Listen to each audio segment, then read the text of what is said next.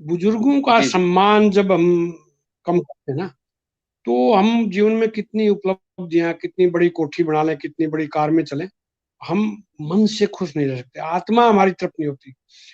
इस शहर ने बहुत सम्मान दिया से, पर मेरी माँ के बदले में ओदा कार मकान दिया से, पर मेरी माँ के बदले में नुआ धुआ और कालस गाल के काला टिक्का लाया करती, कल्ले वाला टिंडी हांडी वाला मड़ाई टूक पे धर धर खुआया करती, तुम खूब पढ़ाइयो पर मारियो मत, मास्टर का लोटे में दूध भिजवाया करती, और बड़ा होके पटवारी बनेगा, पड़ोसन दादी ने हाथ दिखाया कर। मैं जो शब्द बोल लेता हूँ वो मेरे बच्चे नहीं बोल पाते, और उनके बच्चे तो बिल्कुल ही नहीं समझ भी नहीं पाते।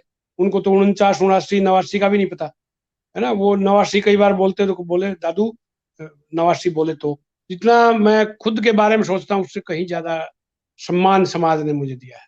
हर हर क्षेत्र में समाज ने मुझे सम्मान दिया है, एक लेखक के नाते, एक ब्रॉडकास्टर के नाते, या यूं कहिए कि एक आर्टिस्ट, फिल्म आर्टिस्ट के नाते, नाटक के कलाकार के रूप में, मंच संचालक के रूप में, हर हर क्षेत्र में एक सम्मान मिला है, जो कि कई बार मैं सोचता हूँ कि शायद मैं उतना डिजर्व नहीं करता जितना समाज ने मुझे दिया। मुझे उनके ड्राइंग जी रूम में एक दिन कैमरे का वो दिख गया स्टैंड, मैंने कहा डॉक्टर साहब ये तो मैं ले जा रहा हूँ। हंसने लग गया, कहता राम सर तू बिल्कुल नहीं बदला यार, मेरे बच्चे नहीं कह पाते जो बात आज तूने करी कि डॉक्टर साहब ये तो मैं ले जा रहा हूँ। कोठी से उन्होंने देखा कि ये आदमी मेरी नकल उतार रहा है, तो वो तुरंत आए कि मेरी नकल उतार रहा था। मगा सर, सॉरी सर, सॉरी। कल लैब में आना, फिजिक्स की लैब में आना। आप सभी दर्शकों का स्वागत है हमारे जेहेतु भारतम यूट्यूब चैनल पर। और बड़ी अच्छी बात है साथियों, आज हमारे साथ हरियाणवी के एक बड़े साहित्यकार रामफल चहल जी हमारे साथ हैं रोहतक से। हम चहल साहब का स्वागत करते हैं और उनसे बातचीत शुरू करने से पहले एक संक्षिप्त सी जानकारी उनके बारे में आपको जरूर देंगे, बाकी बातें तो उनसे हम करेंगे। भिवानी जिले के निमड़ी गांव में इनका जन्म हुआ और हरियाणवी साहित्य के लिए एकाकी लेखन में और लोक साहित्य में अगर सांग की बात करें तो बड़ा विस्तृत काम इन्होंने किया है। और जो वर्तमान में हम बात करना चाहेंगे, आपको बताना चाहेंगे, 2017 के लिए हरियाणा साहित्य अकादमी ने चहल साहब को पंडित माधव मिश्र सम्मान से सम्मानित किया है। तो चहल साहब, सबसे पहले तो आपको हमारी ओर से, हमारे दर्शकों की ओर से हार्दिक बधाई। जी धन्यवाद शर्मा जी, धन्यवाद, शुक्रिया। चहल साहब, हम शुरू करते हैं बात। सबसे पहले तो आप ये बताइए कि निमड़ी गांव में आपका जन्म हुआ, एकदम देहात, और आपके उम्र के लिहाज से देखें तो उस जी समय की स्थितियां कुछ और बिल्कुल अलग तरह की रही होंगी। सबसे पहले हम आपसे जानना चाहेंगे आपकी पारिवारिक पृष्ठभूमि में, आपका परिवार में कौन कौन थे और क्या स्थितियां थी, इस समय कौन कौन हैं, पूरा विस्तार से हमारे दर्शकों को बताइए। देखिए शर्मा जी, मेरा जैसे आपने कहा कि बहुत ही छोटा सा गांव है, डाकखाना आज भी नहीं है उसमें, और सिर्फ मिडिल स्कूल अभी बना कुछ साल पहले। तो 5वीं तक का स्कूल था, और एक अच्छे ठीक मतलब मध्यम से थोड़े से बड़े जमींदार कहते हैं जिसको, अच्छी जमींदार जी जी। वाले घर में मैं पैदा हुआ। और पिताजी थोड़े से दिन फौज में रहे, 46 47 के अराउंड। ताऊ जी मेरे अविवाहित थे, तो सारा खेती का काम वो संभालते थे, हल जोतना वगैरह, और अच्छी भैंस भैंस रखते थे, और खूब खाया पिया बचपन में, और खूब खेले। स्कूल में से आगे बस्ता एक कोने में फेंक देते थे, उस जमाने में ऐसा ही रिवाज था। उसके बाद जी जी। एक कपड़े की गिंडी मिंड के, बहुत मजबूत सण की रस्सियों से, और जी जी। इक्कर का या जाड़ का, या खुड़िया भी कहते, उसको पौड़िया कहते थे हम, उससे गिंडी खेलते थे 1 2 घंटा तक खूब। कभी लोहे का चक्कर आता था एक ताड़ी के साथ, उसको चलाते थे। और आज हमारे पोते पोतियों को जान के बड़े अजीब सा लगता है कि भाई मई जून के महीने में हम, अच्छा बड़ा जोहड़ है हमारे गांव में, उसमें जी पीपल है, चारों तरफ पीपल थे, अब तो एक आधी बचा कोई। तो पीपल के ऊपर चढ़ के और पूरी ऊंचाई से 25 30 फुट ऊंचे से ढाक मारते थे, और कंपटीशन जी। होता भाई दूसरा आदमी उस पहले आदमी जो जोड़ में कूदा है उसके ऊपर ही कूदे, और फिर निकल के और गरम गरम रेत में लौटते थे। यानी कि आज आज जो जिसको हम वो एक थेरेपी मानते हैं आयुर्वेद में, कि भाई जी एक बार स्टीम और एक बार बर्फ के पानी में एक बार स्टीम, वो अपने आप खुद ही हो जाता था। भाई बालू रेत अच्छा रेत था गौरव में, उसमें लोट मारते थे और फिर ऊपर पीपल पर चढ़ के छलांग मारते थे। तो शरीर उससे थोड़ा सा एक एक तरह से मजबूती पकड़ता है। और यदा कदा थोड़ा सा खेती में भी हाथ बटा लेते थे, बहुत ज्यादा तो नहीं किया बचपन में, क्योंकि बड़ा लाडला सा था मैं। मेरे पिताजी के जी एक चाचा थे चौधरी डी ग्राम, वो जी निसंतान थे, बहुत अर्ली उनकी धर्मपत्नी का स्वर्गवास हो गया था। बच्चे थे नहीं तो मुझे उन्होंने गोद ले लिया था।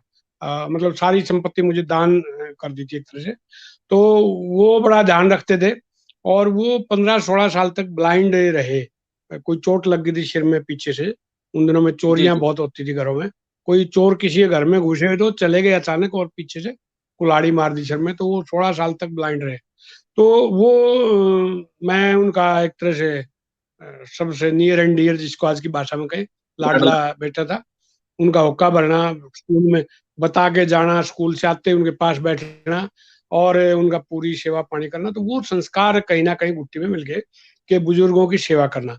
और आज भी प्रभु कृपा है कि हमारे परिवार में बुजुर्गों की बहुत सेवा की जाती है। पिताजी है मेरे तो 97 साल के हो गए, 98 वहां चल रहा है उनका।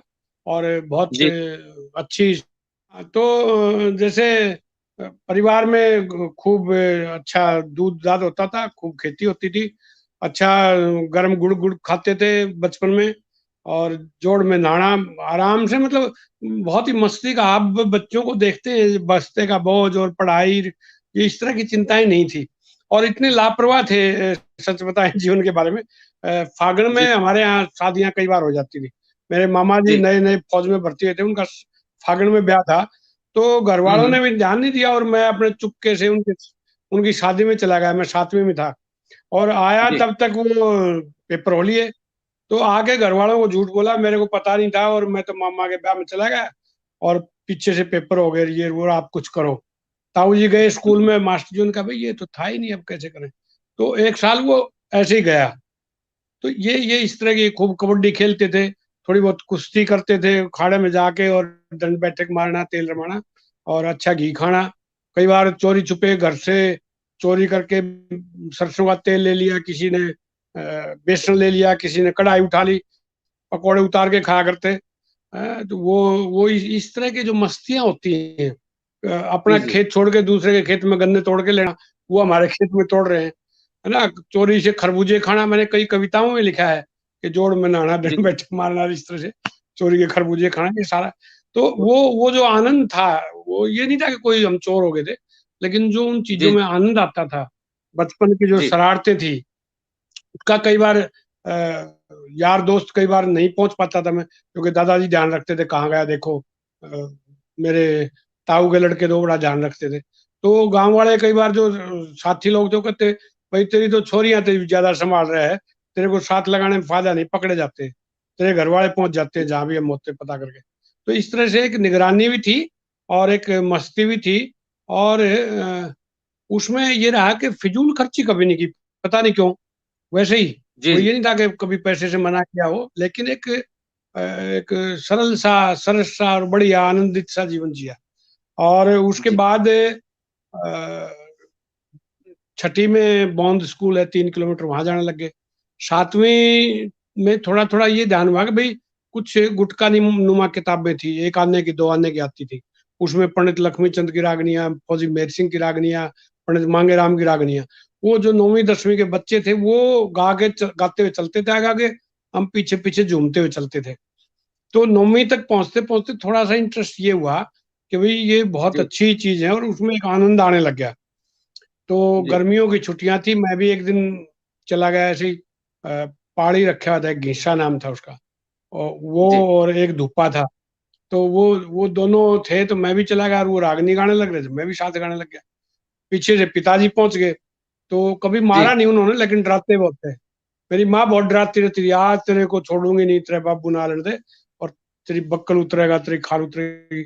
मारा कभी नहीं, पिताजी ने हाथ नहीं लगाया कभी। लेकिन वो जाड़ ये की भी सोटक तोड़ के, और पीछे पीछे पीछे हाँ पिताजी आगे आगे मैं, और बोला जब जी तेरे तेरे रागनियां गानी है, भैंस चरानी है, फिर हाँ जी ये हाँ जी पाड़ियों को हटा दे, फिर तू ही भैंस चरा कर। तो वो इस तरह का रहा।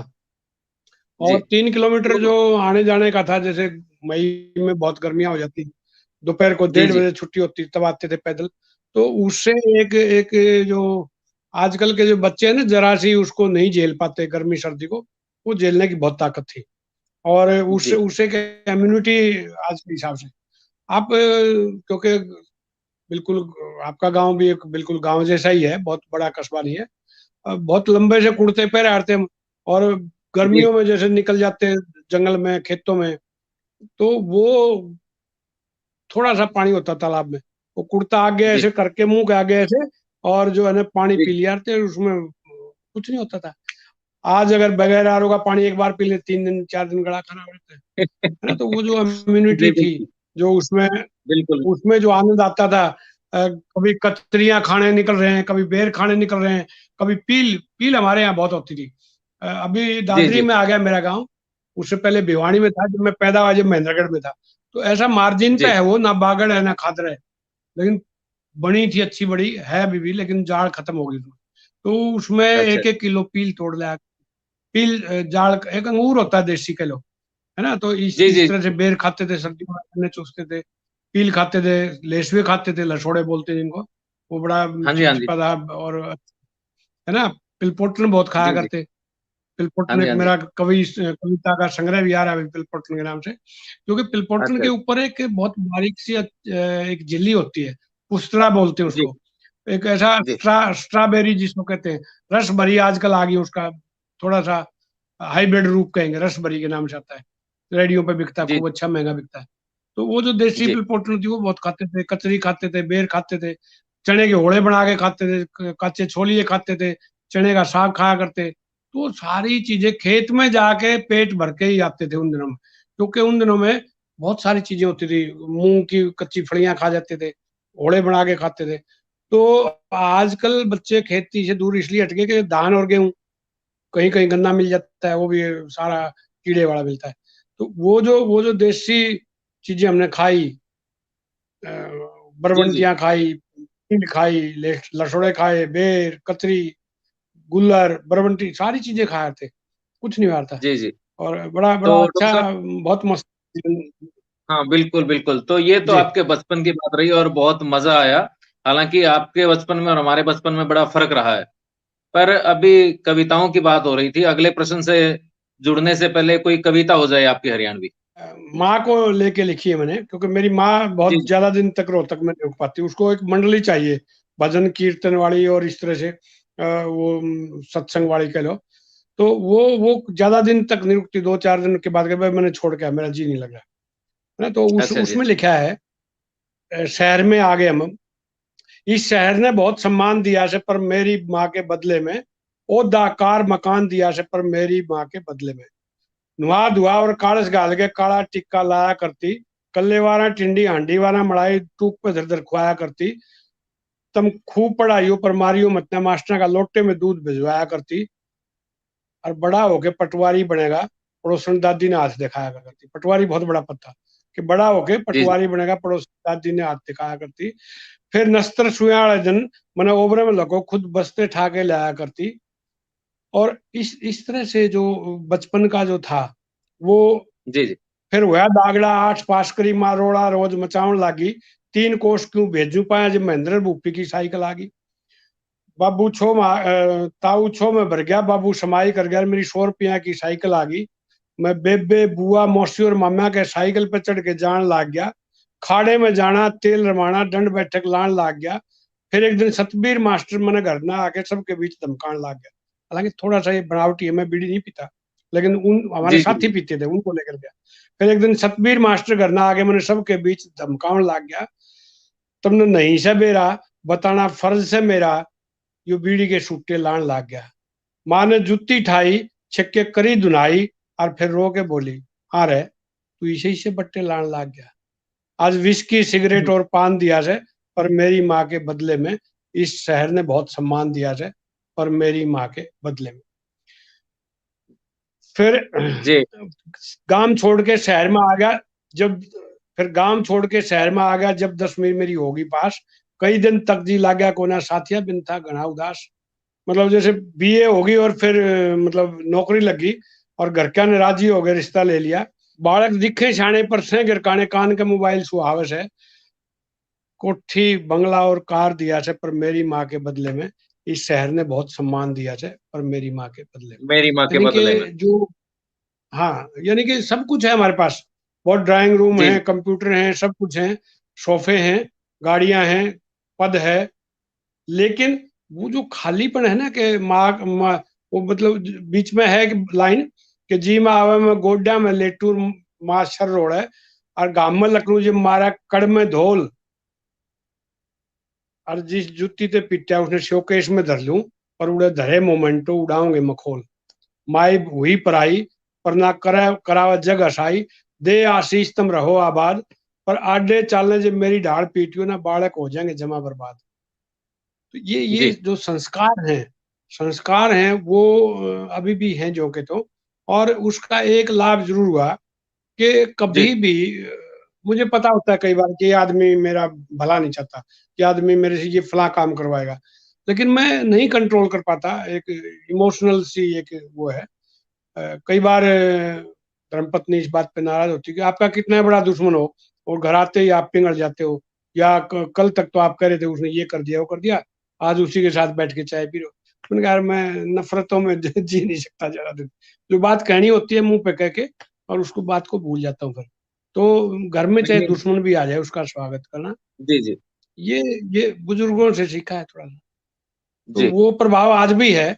और ये कई कई बार ऐसा होता था कि दफ्तरी कानून काजों में किसी को मीमो दे दिया, फिर वो शाम को मेरे पास आते, दिया आपने मीमो दिया? भाई मैंने नहीं दिया, कुर्सी ने दिया है। तो बोला लिखवाओ, मैंने कहा लो लिखो, तो उसका जवाब भी मैं वो लिखवाता था, फिर कहते थे यार भाई वो, मैंने कहा वो मेरी मजबूरी थी, प्रशासनिक मजबूरियां हैं, जी दिल से मैं किसी का बुरा नहीं सोचता। मैं आज भी बचपन से पॉजिटिव ही एटीट्यूड रखता हूँ, और उस पॉजिटिविटी का एक फायदा मुझे जरूर मिला है कि जहां भी जाता हूँ, देखिए कमियां हर एक इंसान में होती है, लेकिन जितना मैं खुद के बारे में सोचता हूँ उससे कहीं ज्यादा सम्मान समाज ने मुझे दिया है। हर हर क्षेत्र में समाज ने मुझे सम्मान दिया है, एक लेखक के नाते, एक ब्रॉडकास्टर के नाते, या यूं कहिए कि एक आर्टिस्ट, फिल्म आर्टिस्ट के नाते, नाटक के कलाकार के रूप में, मंच संचालक के रूप में, हर हर क्षेत्र में एक सम्मान मिला है, जो कि कई बार मैं सोचता हूँ कि शायद मैं उतना डिजर्व नहीं करता जितना समाज ने मुझे दिया। जी। मैं डॉक्टर साहब, मैं ये कह रहा था, बोलिए। बड़प्पन आपका आप भूल गए होंगे, पर 2001 में जब मैंने आपके सानिध्य में रेडियो ज्वाइन किया, तो मैं वो स्टूडियो की 2 रोटी अभी तक जी। भूला नहीं हूँ, जो आप अपने ऑफिस से उठ करके आए थे, भाई दिनेश बाकी काम फिर कर लिए, शर्मा जी रोटी खा ले पहले दो। तो आपकी सरलता से निसंदेह परिचित हूँ। मुझे ध्यान नहीं, मुझे ध्यान आपके ध्यान नहीं नहीं। है पर मेरे ध्यान है। अच्छा, बात बिल्कुल जो जिस दिशा में बढ़ रही है उसी दिशा में आगे करते हैं थोड़ा सा। हालांकि काफी कुछ आपने बताया, पर आपकी युवावस्था के समय या उस दौर में जो सामाजिक परिवेश था, परिवार की तो बात हमने की कि परिवार में संस्कार थे, प्यार प्रेम था, जो आज नहीं है, लेकिन समाज की क्या स्थितियां थी, थोड़ा आज के युवाओं को और आज की पीढ़ी को पता चले कि उस समय के समाज में और आज के समाज में क्या अंतर है। समाज का अर्थ होता है कि आपके जो चाचा ताऊ, भाई भतीजे, मामा फूफा, वो एक जुड़ाव महसूस करें, है ना वो। और उसके बाद आपका, जैसे गांव में पाना होता है, ठोड़ा होता है, फिर पूरा गांव होता है। जब विश्वास कीजिए कि मैं हिसार यूनिवर्सिटी में पढ़ता था, तो एक तरफ से जैसे गांव में घुसे तो जो भी चाची ताई मिलती थी बाज के सिर पुचकारती थी, और फिर पूछती थी भाई क्या हाल चाल है, भाई पढ़ाई ठीक चल रही है कि नहीं। और अब देखते हैं कि हम अपने बच्चों को नहीं पूछ पाते। सच्चाई ये है, झूठ कितनी बुलवा लो। हम कई बार इतने जी बिजी रहते हैं कि कई कई दिन तक पोता पोती को नहीं पूछ पाते कि आपकी पढ़ाई कैसी चल रही है, या कौन से स्कूल में, या कौन सी क्लास में हो गई। वो ऐसा नहीं है जी कि जी उनसे कोई दिल में उतना ही प्यार है, लेकिन उनके पास भी समय नहीं है, हमारे पास भी समय नहीं है। तो एक तो जो जुड़ाव था समाज में ना, रिश्तेदारियों में जाना, रिश्तेदारों का यहाँ आना, बटे हुए घुमा के लाते थे, उसको खांड बुरा खिलाते थे, साथ ही अपने भी खाने को मिलती थी, है ना। तो एक एक ये जो लगाव था आपसी, जुड़ाव था आपसी, दुख में सुख में जैसे, तो वो अब बहुत ही एक एकाकीपन हो गया है। दूसरा जी कि किसी बड़े ने बगैर देखे, आप विश्वास कीजिए मेरे पिताजी, मेरी जो ओरिजिनल ससुराल है उसमें आज तक नहीं गए। ताऊ जी गए और मैरिज कर ले, बड़े थे ताऊ जी, है ना। और वो इस तरह का एक सामूहिक सा परिवार, दादाजी ने रिश्ते के यहाँ पर ली, बगैर यूं देखे लड़की क्या कर रही है क्या नहीं। मेरे जो साला साहब हैं वो आए थे, जैसे मैंने बताया दादाजी नेत्र की दृष्टि खो चुके थे। उन्होंने खड़ा होकर उसको पुचकार के देखा, उसके शरीर पर हाथ फेरा, तो कहा भाई इसकी बहन है तो ठीक ही होगी, लंबी तगड़ी होगी। ये एक उनके अपने थे। और वो जी वो इस तरह के थे, मुझे एक बुजुर्ग ने हाँ कर दी, चाहे वो सगाई की बात हो, रिश्ते की बात हो, गाय भैंस बेचने खरीदने की बात हो, जमीन खरीदने बेचने की बात हो, वो हाँ थी, उसमें उसमें कोई आज बच्चे हर बात पे मतलब देखते हैं भाई इसमें मेरा क्या फायदा है। जी वो जो एक जुड़ाव था पारिवारिक भी, रिश्तेदारियों का भी, समाज का भी आपस में। मैं एक आपको घटना बताता हूँ कि ये छड़ियां आती हैं गुगा के आसपास अगस्त सितंबर में ना, तो जी कबड्डी जी। खेल रहे थे हम। और वो बस ऐसा था कि बचपन में बहुत ही ज्यादा सफेद गोरा जिसको कहेंगे, उस तरह का हम्म। शरीर था। और वो कबड्डी का एक बहुत अच्छा कड़ियल सा, मतलब कसीले से शरीर का था बंदा, नाम लेना ठीक नहीं है। तो वो कैंची मारता था बहुत जोर से। मेरे अंदर थोड़ी ताकत ज्यादा थी, उससे थोड़ा तगड़ा था, तो 3-4 बार में छुटा के भाजा। उसको बड़ी इंसल्ट सी महसूस हुई। तो एक जी बुजुर्ग महिला ताई लगती थी मेरी, और उसने आके मेरे कंधे पे हाथ रखा। बोले तू इन बालका में मत खेला, अगर तेरा मतलब टोक लग जाएगी, नजर लग जाएगी। मैंने कहा ताई हम्म। देखना मैं कबड्डी खा लूंगा, किस जगह भी नहीं। और it was by chance Sharma ji के मैंने कबड्डी खा ली, और उसने भाग के एक फ्लाइंग कैची मार दी, और मेरी टांग, जी बाई टांग का पड़ाक से टूट गई, जैसे आग की लकड़ी टूटती है। वो ताई रोने लगी। और बाई चांस एक डीपीएड करने वाले मेरे चाचा लगते वो थे, उनका उठना मत राम, उठना मत। और मुझे जैसे गेहूं की बोरी को उठा के लाते हाथों पे, दो आदमियों ने उठाया और ले गए। तो ऐसे ही साधन थे, मेडिकल कॉलेज 35 किलोमीटर पड़ता था। तो एक ट्रक सड़क से ऐसे ही ले, और मेडिकल वाले रात को मतलब पहुंचे 11-12 बजे। तो मेडिकल वाले देख के परेशान थे, भाई एक लड़के के पीछे इतने लोग आए, इस तरह का, भाई जैसे उनके बेटे की टांग टूट गई हो। और वो कहे कि भाई ब्लड चाहिए तो मेरा ले लो। डॉक्टर ने कहा यार इसमें घाव घू नहीं, ब्लड ब्लड नहीं चाहिए, हाँ वैसे डोनेट करना हो तो आ जाओ। फिर वो जैसे गांव जी वाले जी हिचकते थे रक्तदान से उन दिनों में, तो तब वो चले गए। लेकिन इतना प्यार प्रेम था परिवार में कि 50-60 आदमी ट्रक में चढ़ के आ गए, भाई रामफल की टांग टूट गई, देखो क्या हुआ ये। तो इस तरह का था। कुछ कुछ घटनाएं आज भी याद है कि कितना स्नेह लोगों में था। अब सोच के कई बार बड़ा बुरा लगता है कि वही शायद हमारी कमी रही। वो पीढ़ी कुछ और तरह की थी।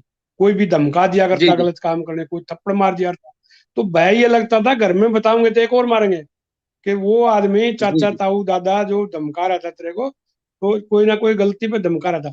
आज आपस में बहन भाइयों के बच्चे लड़ पड़ते हैं तो वो लड़ाई हो जाती है, मेरे बेटे को क्यों कहा, मेरी बेटी को क्यों कहा। तो तो डॉक्टर वो उन साहब दिनों में ना इसके लिए एक बड़ा एक बुजुर्ग आदमी किसी को पीट देते थे इन स्थितियों के लिए कौन नहीं, जिम्मेदार है, मैं क्या सुन नहीं पा जिम्मेदारियां किस? हम ही है। मैं ये कहना हम चाहता हूँ। हम हम हम उस पूरे परिवेश को छोटा करते करते करते करते हम केवल खुद तक सीमित हो गए। अब मैं ये देखता हूँ कि मेरा ये फायदा दिनेश शर्मा कर सकता है तो मैं आपकी कॉल अटेंड करूंगा, नहीं तो कई बार कॉल अनअटेंडेड, सॉरी मैं हूं नहीं घर में, या मतलब ऐसा हो गया है, मुझे लगता है ऐसा कि हम बिल्कुल जी व्यक्तित्ववादी हो गए हैं कि मैं समाज से कुछ क्या ले सकता हूँ बस। समाज ने मुझे इतना दिया, 60 65 65 साल का हो गया मैं, तो मेरा फर्ज जी ये जी बनता है सब कुछ समाज के लिए है। लेकिन लोग उन उस सरलता को, उस सहजता को, उस तरलता को ना लोग अन्यथा लेते हैं कि भाई पता नहीं क्या गरज होगी। पीएचडी वाले बहुत लोग आते हैं मेरे पास, अच्छी खासी लाइब्रेरी है। पीएचडी वाले आते हैं तो फिर उनको लगता है भाई ये आदमी खाना भी खिला रहा है, चाय भी पिला रहा है, गाड़ी में भी घुमा रहा है, किताबें भी दे रहा है, तो कोई ऐसा तो नहीं बाद में कोई पैसे मांग ले। मतलब ये सोच यहाँ तक पहुंच गई जी है जी कि अगर आप किसी को ज्यादा ज्यादा थोड़ा सा वो जैसे हमें मिला है कि हम अपने प्रोफेसर के अब भी घर जाके मैं तो वही अधिकार रखता हूँ, डॉक्टर आर एस वाल्दिया हैं, डॉक्टर सुधीर शर्मा है, बहुत सारे प्रोफेसर हैं जिनके घर में मैं सीधा चला जाता हूँ आज भी, उनके बच्चों की तरह से, और कुछ भी जो मांगू वो उठा लाता हूँ। तो मेरे पास जी कैमरा जी डॉक्टर। है सोनी हैंडी कैम, उसका स्टैंड नहीं था, तो मेरे गुरुजी के गुरुजी डॉक्टर सुधीर शर्मा जी, मुझे उनके ड्राइंग जी रूम में एक दिन कैमरे का वो दिख गया स्टैंड। मैंने कहा डॉक्टर साहब ये तो मैं ले जा रहा हूँ। हंसने लग गया, कहता रामफल तू बिल्कुल नहीं बदला यार, मेरे बच्चे नहीं कह पाते जो बात आज तूने करी कि डॉक्टर साहब ये तो मैं ले जा रहा हूँ। मतलब मैंने कभी जी ये नहीं कहा भाई मैं ले जाऊंगा, कितने पैसे का आधा का, मेरे गुरु हैं, उनके गुरु जी हैं, और आज भी उनके लिए तो जी बच्चे ही बड़े हो गए होंगे। तो वो जी वो जी जो उन्होंने वो उठा के मेरी तरफ करते हुए कहते, रामफल तू कभी नहीं बदलेगा यार, तू वही विद्यार्थी का विद्यार्थी है, उसी में आनंद आता है। उनके उनके चरण आज जी भी स्पर्श करने में जो एक बड़प्पन महसूस होता है, अपने आप में गौरवान्वित महसूस करते हैं। तो वो जो चीजें हैं ना, वो आज खत्म हो गई हैं, व्यक्तिवादी सोच होगी। आज आज मेरे एक मित्र का फोन आया, बड़ी अच्छी बात बताता हूँ। तो मैंने कहा, अरे जी भाई, जी कि बोला परसों काम है। मैंने कहा नहीं, परसों भाई ऑफिस जाना है, और ऐसे ऐसे नौकरी लग, भाई साहब बहुत होगी नौकरी, छोड़ो अब क्या करो। मैंने कहा भाई दाल रोटी तो खानी है, पैसे तो है नहीं। बोले अच्छा आपके पास इतने पैसे रिटायर हुए थे? मैंने कहा है नहीं। बोले एक भी पैसा नहीं? मैंने कहा "हाँ, नहीं है"। बोले फिर अब पैसे क्या करोगे क्या, जब सारी उम्र बगैर पैसे के काट दिया आपने, जोड़े नहीं, अब जोड़ के क्या करूंगा। बात तो ये भी ठीक है।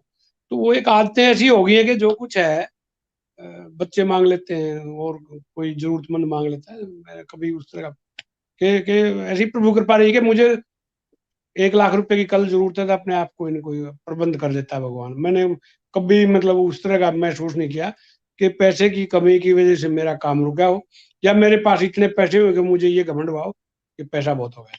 तो बड़ा बढ़िया जीवन था। जी जी जीवन को शर्मा जी सच बताऊं, कई बार मैं जी जी भगवान का सुबह उठते ही रोज, वैसे तो रोज शुक्रिया करता हूँ कि हे मालिक तेरा लाख लाख शुक्र है, तूने इतने अच्छे माँ बाप पत्नी बच्चे और उनके बच्चे दिए, और तेरा लाख लाख शुक्र है, सबको खुश रखना भगवान। एक एक तो ये जी जी सुबह उठते ही ये ध्यान करता हूँ, और दूसरा धरती माता को चुचकार के फिर आगे बढ़ता हूँ कि जी जी ये बेचारी इतने साल से इतना वजन झेल रही है मेरा। जी। नहीं, बहुत बहुत बढ़िया। अच्छा डॉक्टर साहब, बाकी चीजें आपने बताई, हालांकि बड़े विस्तार से, बहुत बढ़िया बताया, लेकिन संक्षेप में ये बताइए कि अगर हम संक्षेप निकालें, निष्कर्ष निकालें, तो पारिवारिक पृष्ठभूमि का और सामाजिक पृष्ठभूमि का कितना प्रभाव आप अपने व्यवहार में, अपने जीवन में मानते हैं? मैं अगर मेरे पास चीज कोई होती है तो मना नहीं कर पाता हूँ। कई बार इस तरह का होता है भाई ये चीज मैं इसको नहीं दूंगा, मैं बहुत दृढ़ निश्चय कर लेता हूँ, लेकिन जो ही वो आदमी मांगने आता है या कोई मुझे जरूरत है, मैं दे देता हूँ। तो ये पारिवारिक पृष्ठभूमि का ही वो है कि कभी छुपा नहीं पाता हूँ कुछ भी इस तरह का।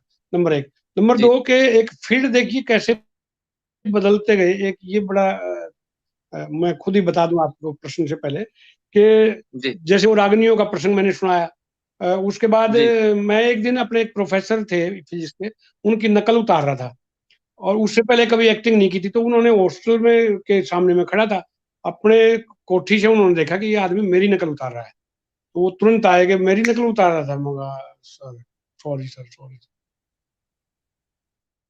कल लैब में आना, फिजिक्स की लैब में आना। मैं कॉल में पढ़ा 2 साल 76 77 में, 76 77 में, क्षेत्र की बात है। तो उन दिनों में बड़ा वो था क्योंकि अंदरूनी पेपर होते थे एग्रीकल्चर में। तो अगले दिन उन्होंने पूछा धोती बांधनी आती है? मैंने कहा जी आती है। पगड़ी मैंने कहा बांध लेता हूँ, हरियाणवी तू बोलता ही है। तो उन्होंने मुझे एक स्किट में रोल दिया। मैं स्टेज पे चढ़ गया, कोई अनुभव नहीं था, और जब मैं उतरा तो साथियों ने उठा लिया। मुझे तो सामने देख ही नहीं रहा था कौन बैठा है, कौन क्या कर रहा है, और उन्होंने इतना मतलब प्रोत्साहन दिया। तो उसके बाद धीरे धीरे बेस्ट एक्टर आया मैं कॉलेज ऑफ एग्रीकल्चर कॉल का, फिर हिसार में आ गए। तो 81 सन 81 का घुमर और पनियारिन इंटर यूनिवर्सिटी जो ऑल इंडिया लेवल का था, उसमें फर्स्ट 2 3 आइटम में मैं आया। जगत जाखड़ थे जिनकी चंद्रावत फिल्म आई है जीरो, वो आए 2 3 जी में जी मोनो एक्टिंग में जैसे वो थे, और वो नाटक वगैरह हमने की। तो नेशनल लेवल पे वो चला गया। उसके आधार पे फिर रेडियो में भर्ती हो गया मैं, 2 3 डिपार्टमेंट बदल के, और रेडियो के आधार पे फिर 1 2 साल ही हुआ था।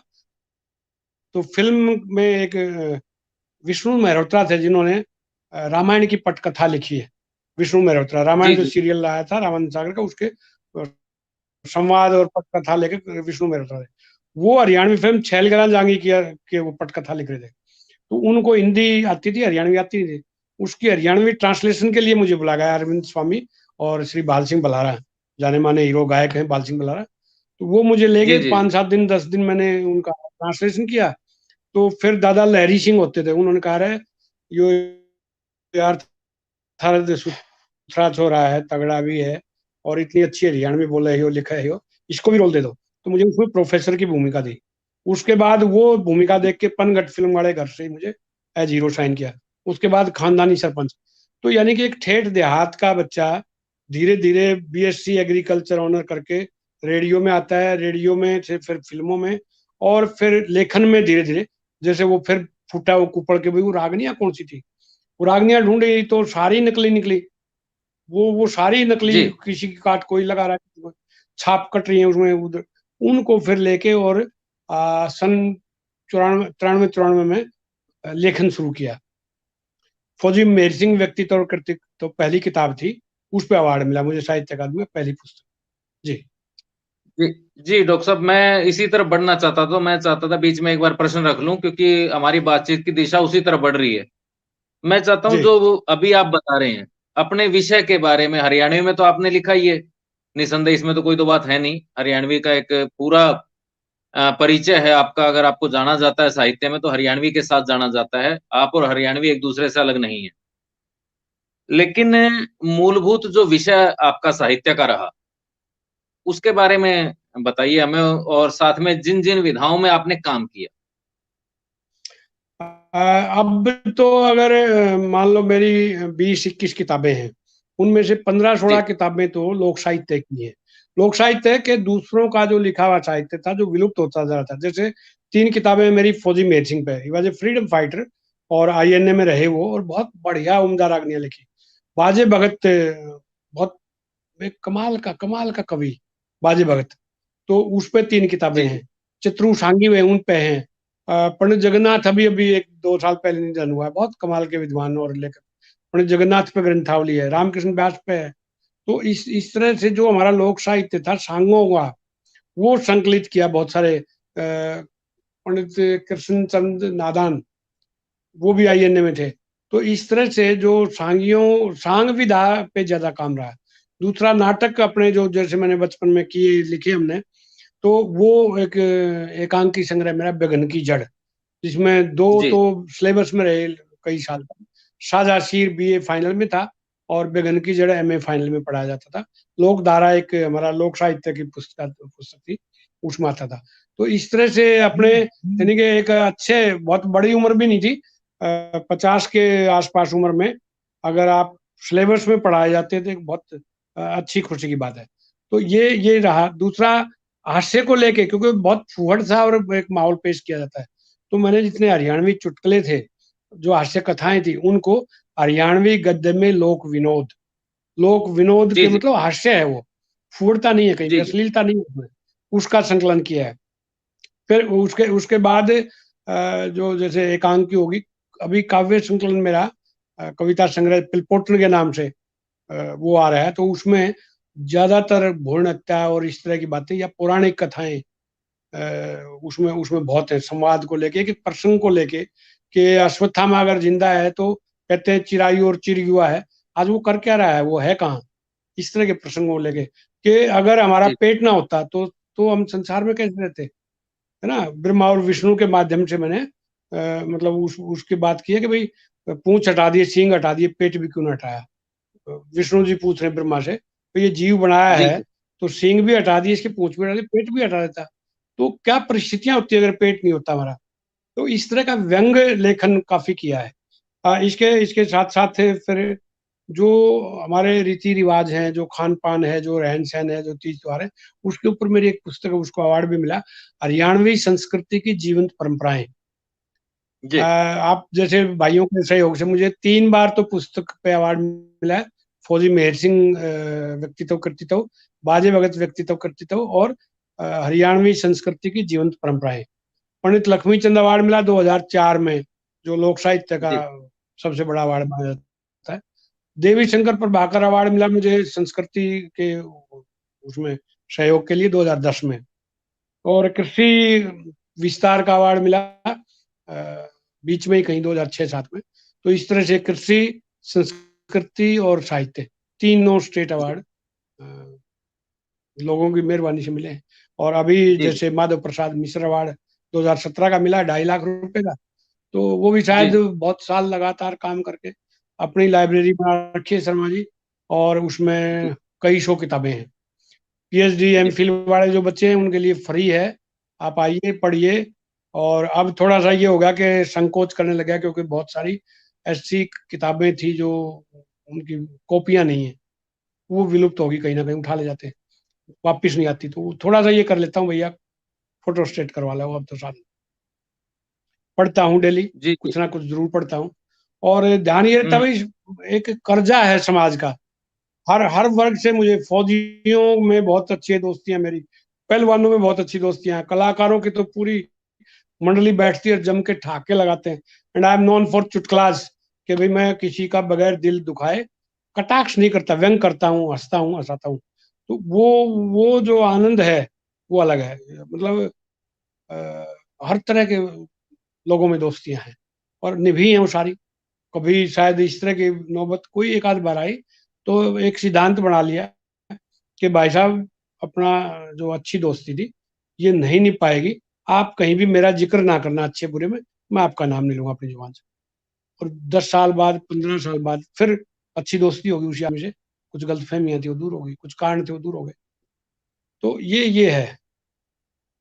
जी जी डॉक्टर साहब, बहुत अच्छी जानकारी इस बारे में आपने दी। अब एक चीज और जो बिल्कुल आपकी नितांत व्यक्तिगत है, ये तो आप जो समाज के लिए जैसा आपने बताया, जैसा जी आप अनुभव कर रहे हैं, जैसा आप खुद कर रहे हैं, लेकिन इतना बढ़िया श्रेष्ठ स्तरीय, क्योंकि हरियाणवी में ज्यादा हास्य की भी बात हो तो फुहड़ता की बात की जाती है, लेकिन हास्य को भी जिस ढंग से आपने रखा, इतनी सारी मेहनत की है हरियाणवी के लिए, हरियाणवी साहित्य के लिए, तो आप स्वयं के लक्ष्य उद्देश्यों में कितना सफल खुद को मानते हैं?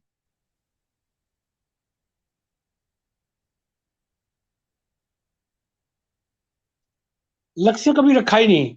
एक होता है जी सहज लेखन, स्वतः लेखन, फूट पड़ता है। अब कोई द्वंद चल रहा है दिमाग में 3-4 दिन से, और वो कहीं ना कहीं जी कचोटता रहे, नाटक के माध्यम से या कहानी के माध्यम से या कविता के माध्यम से। वो है कभी यूं लेखक बनने के लिए, ईमानदारी से बोल रहा हूँ, बड़ी दिल पे हाथ रख के, कि कभी लेखक बनने के लिए लिखा ही नहीं, कभी प्रयास नहीं किए लेखन के।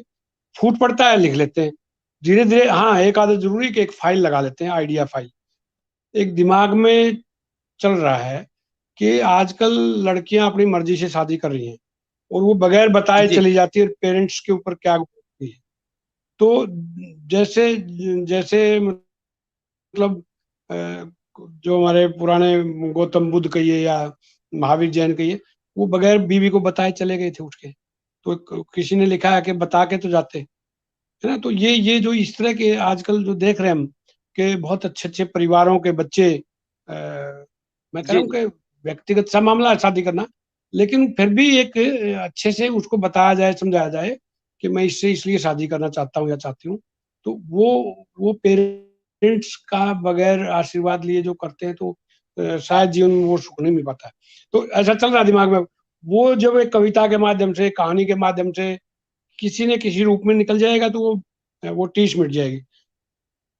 एक विचार आता है, जी जी एक स्टेशन के बाहर एक भिखारी बैठा है, जो कलाकार है वो जी देखता है यार इसकी ड्रेस कैसी है, ये फेस एक्सप्रेशन कैसे हैं, जो जो बेचारगी दर्शा रहा है, जो दरिद्रता इसके चेहरे से, इसके हाव भाव से, तो अगर मुझे ही एक्टिंग करनी पड़े तो मैं कैसे करूंगा। एक अमीर आदमी, क्या है यार, इस दुनिया में ऐसे ऐसे लोग हैं, ये मतलब मेरे देश पे कलंक है। देश ने बहुत दिया हमें, हमने देश को कुछ नहीं दिया। फिर भी वो व्यक्ति जो लाचार है, जो विकलांग है, जो किसी कारण से भीख मांग के गुजारा कर रहा है, उसको हम देश पे कलंक मानते हैं, समाज पे कलंक मानते हैं। भी उसकी मदद करो ना आप, जी उसका जी उसका कोई बहुत ऐसा बढ़िया। काम तो करो ना कि वो भीख मांगना छोड़ दे। तो उसके तो जी जो एक कला है अंदर की, एक कलाकार है, वो कई बार जाग उठता है। वो किसी कवि के रूप में या कहानीकार के रूप में या व्यंगकार के रूप में या इस तरह के लेखन के रूप में फूट पड़ता है। कभी प्रयास ये सोच के नहीं कि मेरी इतनी किताबें हो जाएं, मेरा कुछ नाम हो जाए। आज भी वही है। कई बार लोग कहते हैं, मैं और जगबीर राठी हैं, आप जानते हैं, कई बार कहते हैं जी भाई जी साहब, जी लोगों को कुछ आता नहीं, या ये जान पूछ के हमारे को बड़ा चढ़ा के पेश कर रहे हैं। हम फैसला नहीं कर पाते कि लोगों को हमारे जी से कम आता है, या वो हमें बड़ा चढ़ा जी के जी पेश कर रहे हैं। तो अभी तक कोई इस तरह का अहंकार नहीं है, ना कभी मन में आया के लेखक है, ना कभी भी लेखक बनने की बात आई। सहज में जो लिखा जाता है, सहज में जो फूट पड़ता है, वही है।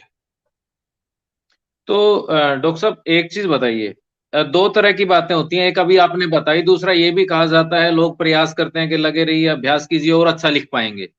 तो आप लेखन को वरदान मानते हैं या अभ्यास से किया जाने वाला कोई कार्य मानते हैं?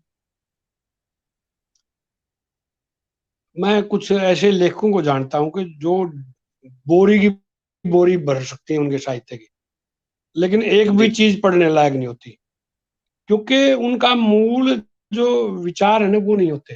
वो कॉन्ट्राइव्ड लिटरेचर कहलाता है, वो सयास जिसको जी, कहेंगे, प्रयास करते रहते हैं। और जिनके उसमें सहजता है, तरलता है, भाव है ना, तो वो मन के उद्गार हैं। वो तो उसमें कोई प्रयास करके लेखन जो किया जाता है वो, देखिए दिल की बात है। मैं आपसे जी, जी, दिल से बात कर रहा हूं तो आपके दिल तक पहुंचेगी। मैं दिमाग से बात करूंगा तो आपके दिमाग तक पहुंचेगी। ठीक है ना, जब हम होठों से बोलते हैं तो कानों तक बात पहुंचती है, लेकिन दिल से बोलते हैं तो दिल तक पहुंचती है। वही बात लेखन की बिल्कुल, है बिल्कुल। कि जब आप दिल से लिखते हैं, उस पात्र को खुद डालते हैं। मैंने एक कहानी लिखी एक बार, दादी जी, दान कौर का काज, दादी दान कौर का काज। और वो जी, जी, 99% रियल स्टोरी बेस्ड कहानी थी वो। डॉक्टर जयनारायण जी, जी, कौशिक हरियाणा साहित्य अकादमी के निदेशक भी रहे। वो बहुत बड़े विद्वान है, बहुत लिखा उन्होंने हरियाणा के ऊपर। और हरियाणवी डिक्शनरी उन्हीं की है। मेरे पास से आकाशवाणी महानिदेशालय में दिल्ली में था तो आते थे। मैंने चाय मैं बना लेता था खुद, एक बिजली की केतली में। मैंने कहा दादा मैं चाय बनाता हूँ और आप ये कहानी पढ़ो। तो मैंने जान पूछ के वो चाय डिले करी गई, क्योंकि वो कहानी थोड़ी सी लंबी है, 10-12 पेज की है। और शर्मा जी वो मोटे मोटे दो आंसू। तो उसने कहा कि, मैंने कहा डॉक्टर साहब चाय। कहता भाई राज सिंह जो है ना, ये उन्होंने कुछ कहा, भाई राज सिंह अब चाय अच्छी नहीं लगेगी। मैंने कहा अरे डॉक्टर साहब मैं तो रामफल चैन हूँ। कहता नहीं, ये जो राज सिंह है ना, जो ये राज सिंह है, ये अगर रामफल चैल नहीं है तो ये कहानी लिखी नहीं जा सकती। कि मतलब ये जो राज पात्र बनाया है राज सिंह, हाँ जी, हाँ जी, ये हाँ जी, अगर रामफल चैल वहां नहीं जी रहा है तो ये कहानी नहीं लिखी जाती। तो कई बार वो सिर्फ नाम बदलना होता है कि लोग जीते जी तो माँ बाप को पूछते नहीं, और फिर वो मर जाते जब काज करते हैं। तो ऐसे ही मुझे एक निमंत्रण मिला कि भाई तेरी दादी का काज है, और मैं उस दादी से बचपन से बहुत जुड़ा हुआ था। चोरी की मड़ाई भी खा जाता था उनकी कड़ावनी से, उनका गुड़ भी खा जाते थे, है ना। और वो मतलब खूब मजे करते थे उनके उसमें। बाद में वो दादी का बुढ़ापा अच्छा नहीं गुजरा किसी कारण से, बच्चों ने संभाला नहीं। वो बहुत मतलब तकलीफ में, एकाकीपन में रही। और फिर उसका काज करना, तो वो जो मतलब 200 किलो घी लगाने की बजाय 20 किलो उसको दे देते, कुछ साल और जिंदा रहती, या संभाल लेते उसको। तो इस तरह की जो जो वो होती है ना, क्या कहूँगा उनको, विडम्बनाएं होती है समाज में, जी, फिर जी, रुका नहीं जाता, फिर लिख देते। जी। तो वो ऐसे ही है अच्छा, सारा लेखन, दिल से है, दिमाग से जी, नहीं। जी, जी। अच्छा, डॉक्टर साहब एक प्रश्न है जो बीच में शायद कहीं छूट गया है, किया था आपसे कि हरियाणवी में आपने लिखा, पर उसकी जो विधा की जी। अगर हम बात करें, रागनी, एकांकी जैसे आपने बताया, तो किस-किस विधा में आपने काम किया और वर्तमान में उसका क्या भविष्य आपको लगता है? आ, मैंने कविता भी लिखी, एकांकी भी लिखी, गद्य भी लिखा, पद्य भी लिखा। और जैसे मैंने कहा कि कुछ डॉक्यूमेंट्रीज में बहुत अच्छी बना पाया मतलब मैंने सहयोग किया। महर्षि दयानंद विश्वविद्यालय की 7 डॉक्यूमेंट्रीज हैं। उसमें से एक है हमारी विवाह प्रथा, 4 एपिसोड है जी, उसमें। और हमारे त्योहारों में जैसे तीज है, होली है, संक्रांत है, गुगा नवमी है।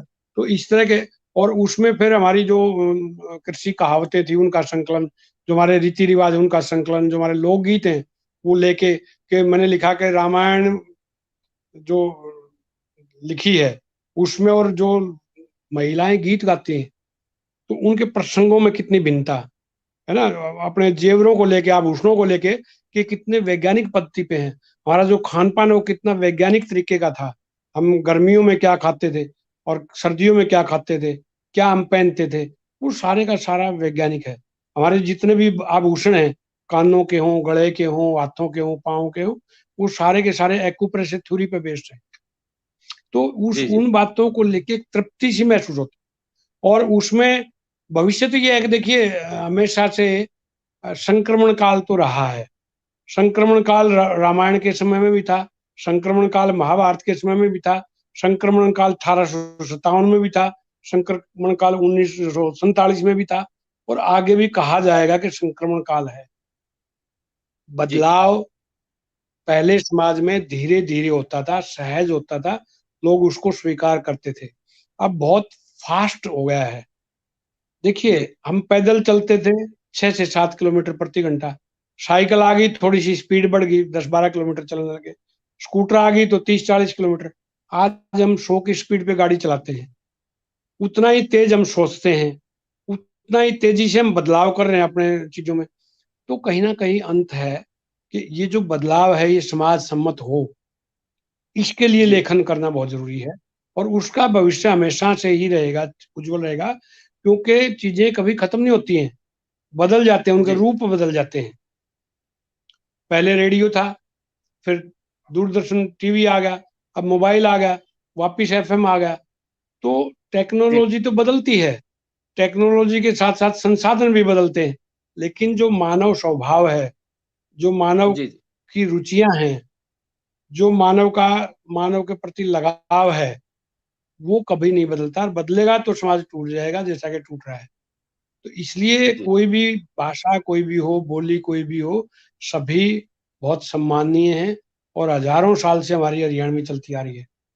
देखिए पहले लोक भाषा आती है, उसका फिर व्याकरण बनता है, फिर उससे भाषा निकलती है। हम कहते हैं जी हिंदी हरियाणवी, हरियाणवी हिंदी में से निकली नहीं, हरियाणवी पहले भी थी, उसके बाद ब्राह्मी आई, प्राकृत आई, संस्कृत आई, फिर देवनागरी आई। तो लोक भाषा हमेशा बड़ी चीज होती है। लोक जी भाषा में जी वस्तु और वस्तु की स्थिति, यानी कि वस्तु किस रूप में है, वो पता चलता है। भाषा में वो कम्युनिकेशन कम होता है, जो जी जी संप्रेषणता है वो बोली में हमेशा ज्यादा होती है और भाषा में कम होती है। तो जी इसलिए जो हम बोली में, मातृ बोली में लिख रहे हैं, मातृभाषा अलग है हमारी हिंदी, लेकिन मातृ बोली जो मेरी माँ बोली है हरियाणवी, उसमें लिख रहे हैं, कुछ शब्द बच जाएंगे। मेरे पिताजी जो शब्द बोलते हैं वो मैं नहीं बोल पाता, समझता हूँ सारी, लेकिन मेरी जी जुबान से हट गए वो। मैं जो शब्द बोल देता हूँ वो मेरे बच्चे नहीं बोल पाते, और उनके बच्चे तो बिल्कुल ही नहीं, समझ भी नहीं पाते। उनको तो 49, 89, 89 का भी नहीं पता, है ना। वो 89 कई बार बोलते तो बोले दादू 89 बोले, तो फिर उनको बताओगे 89 बोले तो कितने। तो ये जी जी बदलाव तो है, लेकिन वापिस हमें आना पड़ेगा, क्योंकि जड़ों से कट के हम खुश नहीं रह सकते। जी जी अभी भी मुझे जो हाथ से जो खिचड़ी खाने में, खीर खाने में, अभी कल परसों मावस थी, जी खीर जी जो हाथ से खाते हैं वो चम्मच से खा जाता है ना। पूड़े जो खाते हैं उसके उसका आनंद अलग है, पिज्जा और बर्गर उसका मुकाबला नहीं कर सकते। जो राबड़ी खाते हैं उसका कोई पेय पदार्थ मुकाबला नहीं कर सकता, राबड़ी पीते जो लस्सी में डाल के। तो हमारा जो बचपन में हमारी जो रुचियां हैं, खान पान है, वो रच पच जाता है और उसी में आनंद आता है। तो बदलाव आया है, डॉक्टर बदलाव आना भी जी चाहिए, बदलाव आना भी नहीं तो चाहिए, डॉक्टर वो जरूर, जी जी लेकिन वो सहज हो, वो सहज होगा तो समाज उसको स्वीकार कर लेगा। वरना हम जड़ों से कट जाएंगे, और जड़ों से कटे हुए चाहे पेड़ हो, चाहे पत्ता हो, चाहे मानव हो, उसकी वो इज्जत नहीं रहती, वो धूल ही कहलाता जी बहुत बढ़िया।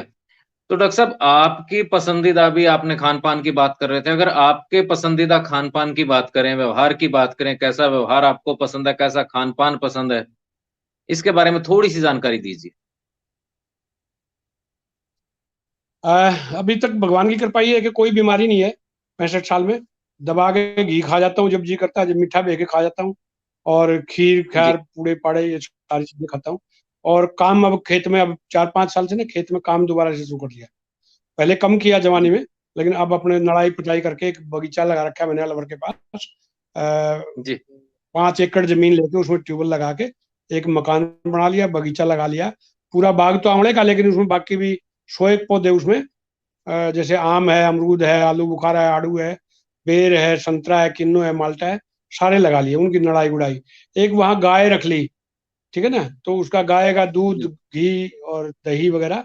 और गर्मियों में राबड़ी पीते, और सर्दियों में बाजरे की खिचड़ी।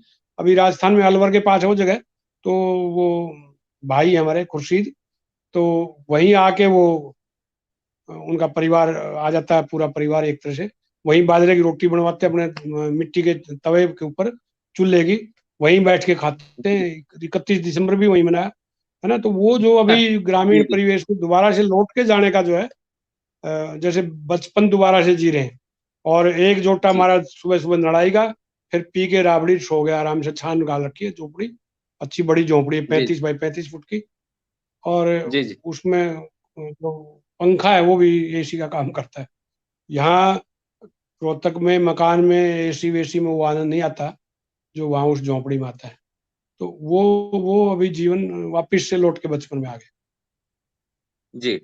तो जी। डॉक्टर साहब, थोड़ा सा आप दोबारा साहित्य की तरफ आते हैं। साहित्य में आपके पसंदीदा साहित्यकार, लेखक जिनको आप पढ़ना सुनना पसंद करते हैं? देखिए, बहुत अगर हिंदी की बात करें तो राहुल सांकृत्यायन जो है, जी वो उनको मैं बहुत पसंद करता हूँ, काफी पढ़ा है मैंने उनको। तो वो एक तो वो है। प्रेमचंद जी को तो खैर सभी पसंद करते हैं, मैं भी पसंद करता हूँ, और कहानियों से बहुत शिक्षा मिलती है।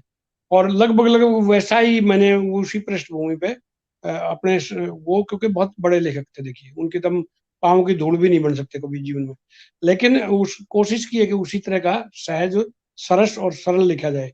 वो है। हरियाणवी में देवी शंकर प्रभाकर एक फिल्मकार के नाते बहुत फेमस हुए, गीतकार के रूप में, जी जी लेकिन जी एक जी लोक साहित्यकार बहुत बड़े थे। 27 किताबें हैं उनकी जो मेरे नजर में आई, मैंने रखी हुई है सबकी फोटो सेट करवा के। और एक कमाल का लोक साहित्य लिखा। डॉक्टर भीम सिंह मलिक बहुत अच्छे साहित्यकार हैं। डॉक्टर जयनारायण कौशिक बहुत बड़े साहित्यकार हैं। और अभी मेरे समकालीन जिनको कहूँ, रघुवीर सिंह मथाना, कमाल का जी विद्वान, कमाल का, इतना इतना एक सही माने में मानव, जो जेम ऑफ मैन कहते हैं इसको, वो थे रघुवीर सिंह मथाना, ASI। जी बस असामयिक मृत्यु हो गई उनकी हार्ट अटैक से। कमाल का इंसान, कमाल का विद्वान, कमाल का लेखक, बहुत अच्छा लिखा है।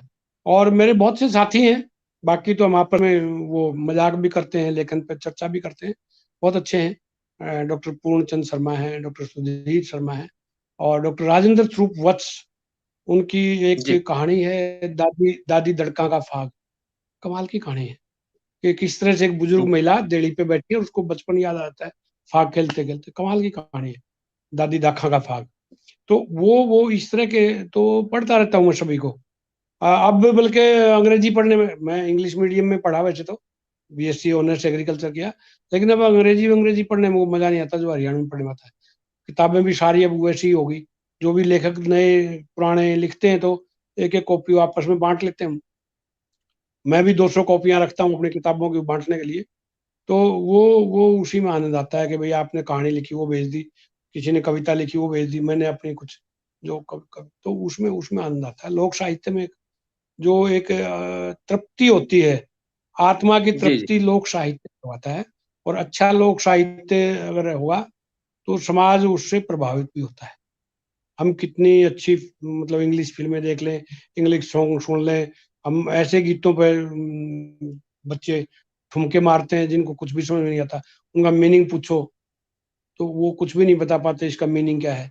लेकिन जो देसी रागनियां हैं, उनमें जो भाव हैं, जो उनमें कल्पनाएं हैं, जो उनमें हमारे समाज की, आ, मैं कहूँगा जीवन दर्शन है पूरे का पूरा सांग में। सांग मनोरंजन का साधन ना होके पूरा एक हरियाणवी जीवन दर्शन की झांकी होता था। उसमें इतना जी कमाल का वो था हमारे सांगों में।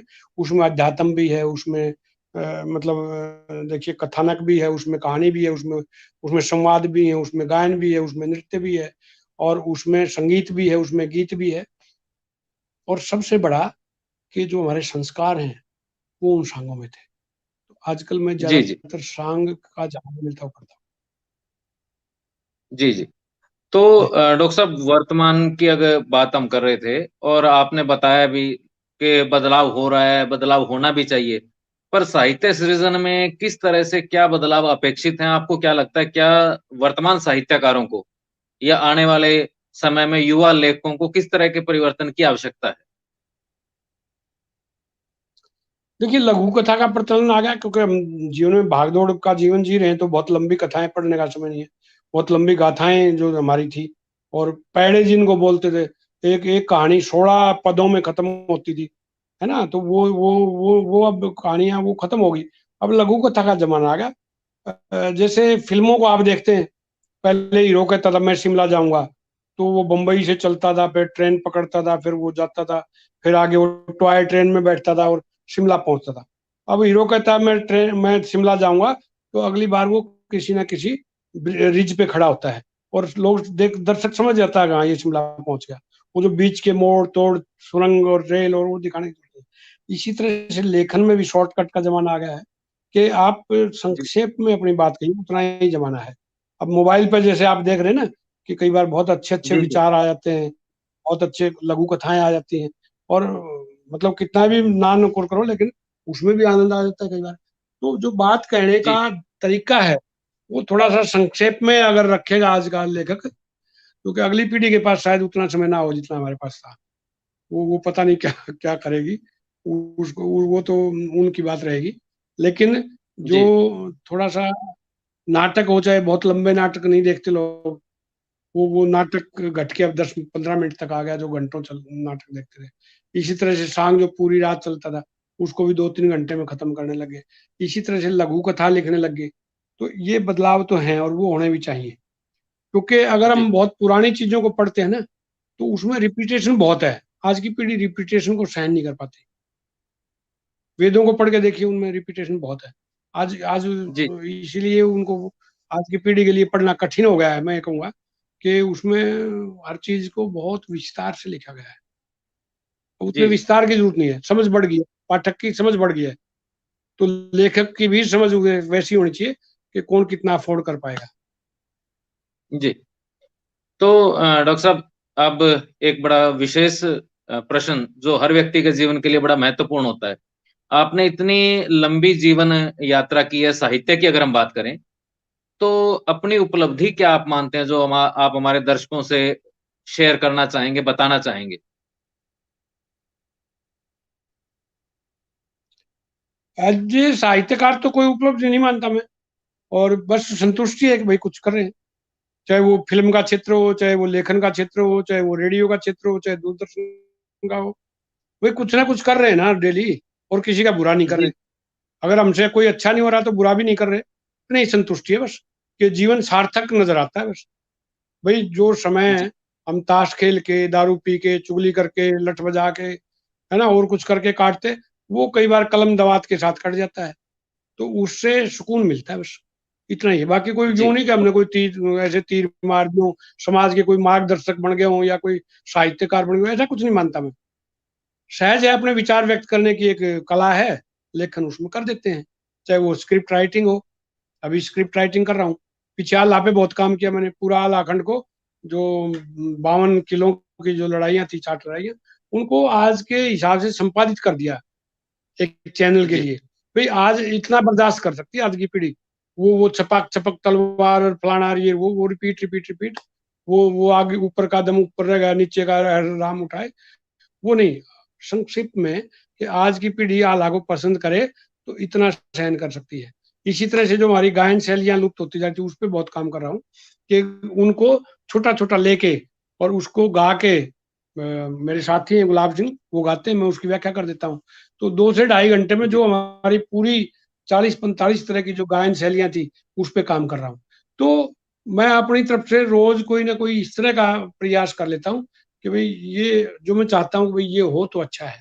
चाहे वो हमारी कृषि कहावतें थी, चाहे लोक गायन शैलियां थी, चाहे वो आलाखंड की मैंने बात की, अभी ताजा ताजा किया मैंने, 60 एपिसोड लिखे आलाखंड के। तो वो संपादित करना, पुराना जो लोक साहित्य है उसको संपादित करना, और उसमें कोई भेदभाव ना करना। सभी, जैसे मैंने कहा कि अलग अलग वर्ग से जो आते थे लोग, सभी के बारे में अच्छा साहित्य था, सबका संकलन किया, बगैर किसी उसके कि ये फलां था, ये फलां था, ये फलां था। तो उसमें उसमें और साहित्यकार तो मैं आज भी नहीं मानता अपने आप को, क्योंकि साहित्यकार जी का मतलब ये होता है भाई, उसके साहित्य से कोई बहुत बड़ा प्रभाव समाज पे पड़ा हो, वो होता है साहित्यकार।